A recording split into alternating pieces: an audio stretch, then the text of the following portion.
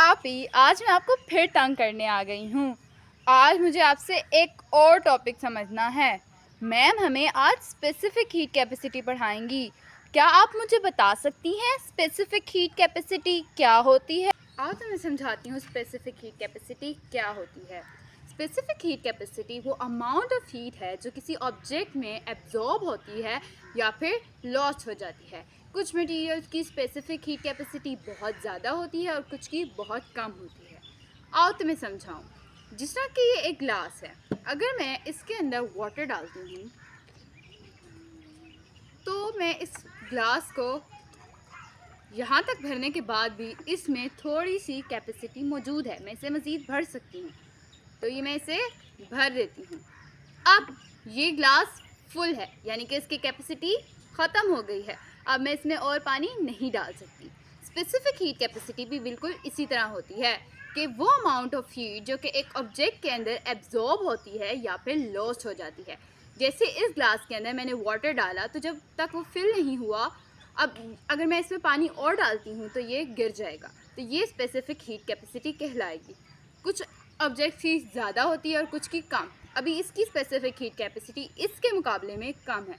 अगर ये वाटर मैं इसमें डालूं तो मेरे पास अभी भी थोड़ी सी स्पेस बाकी है, ठीक है।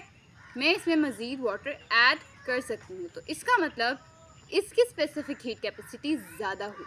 तो कुछ मटेरियल्स जिनकी स्पेसिफिक हीट कैपेसिटी कम होती है वो जल्दी से हीट अप हो जाते हैं और इसी तरह जल्दी से कूल डाउन भी हो जाते हैं।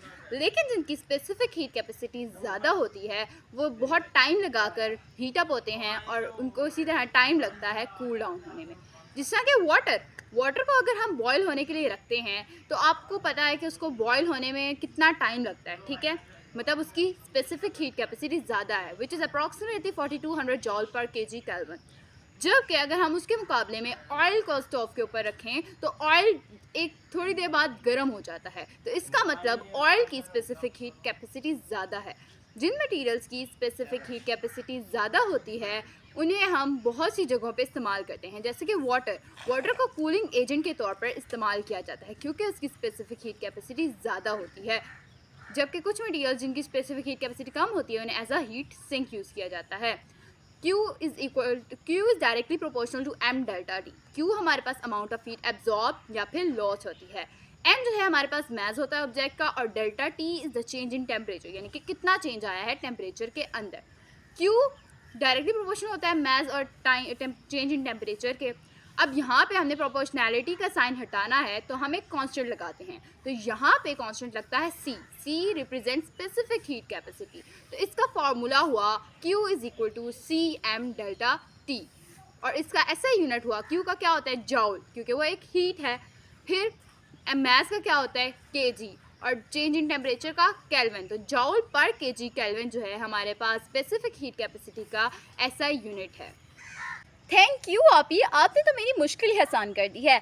अब मैम जब मुझे समझाएंगी या सब बच्चों को समझाएंगी तो मुझे पहले से आता होगा कि स्पेसिफिक हीट कैपेसिटी क्या होती है और इसका फॉर्मूला और ऐसा यूनिट क्या है। इसको तो समझ आ गया, लेकिन अगर आप चाहते हैं कि फिजिक्स, केमिस्ट्री, बायो हर सब्जेक्ट के कॉन्सेप्ट आपके क्रिस्टल क्लियर हो जाएं तो मेरे चैनल को सब्सक्राइब करना मत भूलिएगा। Don't forget to like, share, subscribe to कशर the study buddy. See you in the next video. अल्लाह हाफिज।